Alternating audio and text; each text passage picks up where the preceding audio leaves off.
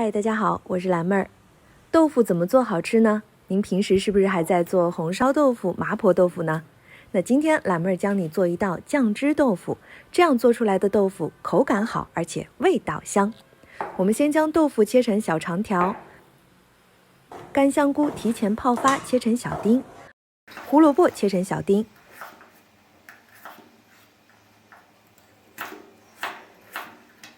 用刀在虾仁背上划一刀，抽出虾线，把虾仁洗干净。锅内水开之后，放入胡萝卜丁和香菇丁焯水。焯水15秒之后，把它捞出来备用。锅内倒油，放入豆腐煎制。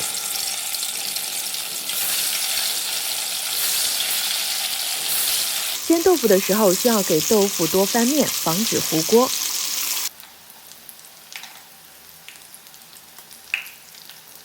煎到豆腐表面金黄酥脆，就取出煎好的豆腐，摆放在盘子里。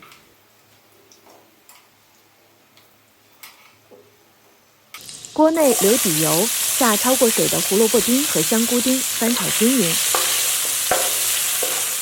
炒出香味之后，倒入虾仁，翻炒至虾仁变色。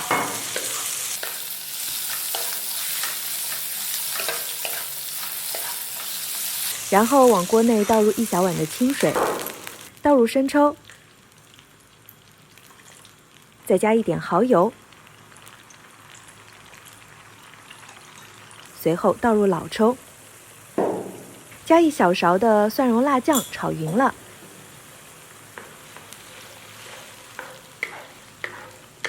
加少许的白胡椒粉，再加韭菜头，翻炒均匀。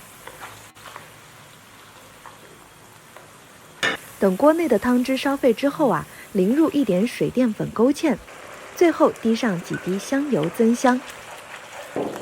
将熬好的芡汁淋在豆腐上面，一道酱汁豆腐就做好了。煎的外脆里嫩的豆腐，搭配上酱汁一起吃，特别的香。记得关注我们，点赞加评论哦。